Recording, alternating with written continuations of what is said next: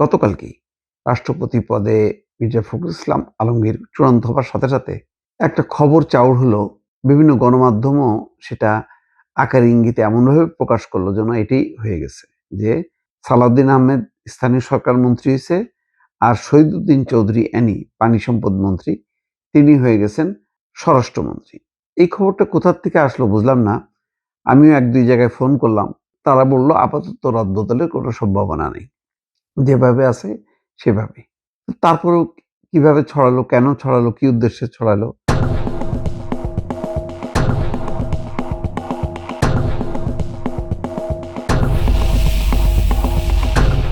ধারণা করা হচ্ছে যেহেতু মহাসচিব পদে থেকে পদত্যাগ করেছেন মির্জা ফখরুল ইসলাম আলমগীর, স্থায়ী কমিটির সদস্য পদ থেকেও পদত্যাগ করেছেন।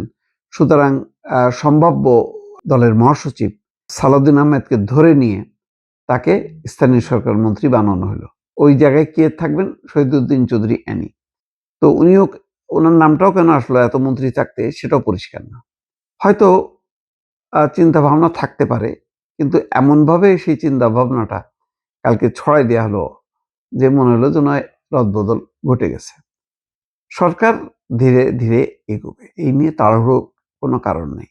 আপাতত যেটা মন্ত্রণালয় আছে, স্থানীয় সরকারের প্রতিমন্ত্রী তো আছেন, মীর শাহ আলম আছেন, স্বরাষ্ট্রমন্ত্রী তার জায়গায় আছেন, আর ভারপ্রাপ্ত মহাসচিব হবেন রুহুল কবির রিজভী। সুতরাং এখানে তো পরিবর্তনের কোনো প্রয়োজন হচ্ছে না আপাতত। যেটা হচ্ছে আসন বিন্যাস একটা হইতে পারে, কারণ ওই প্রধানমন্ত্রীর পাশে মির্জা ফখরুল ইসলাম আলমগীর বসতেন, এখন কে বসবেন?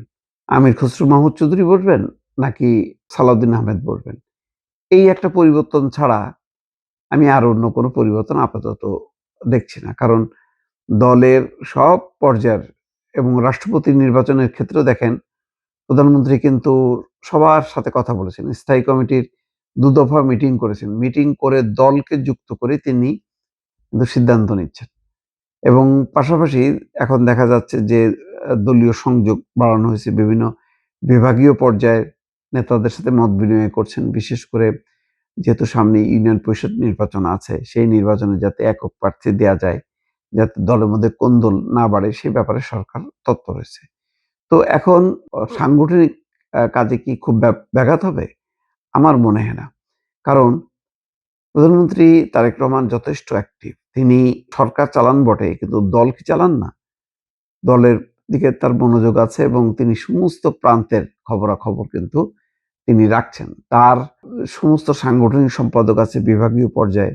তারা নিয়মিতভাবে তার সাথে বৈঠক করছেন, তার সাথে কথা বলছেন। সুতরাং বরং তারেক রহমানের উপর চাপটা বাড়লো আপাতত। বাড়লো এই কারণে যে যতক্ষণ না পর্যন্ত মহাসচিব নির্বাচিত না হচ্ছে, ততক্ষণ পর্যন্ত ইন্টারিম পিরিয়ডে সমস্ত সাংগঠনিক দায়িত্ব, এই যে স্থানীয় সরকার নির্বাচন মোকাবেলা করা, এই কাজটাও প্রধানমন্ত্রী তারেক রহমানই করবেন। তো আপাতত এটা নিয়ে আমার ধারণা যে ২-১ দিনের মধ্যে কোনো একটা পরিবর্তন হবে মন্ত্রণালয় পর্যায়ে, আমার মনে হচ্ছে না দর্শক।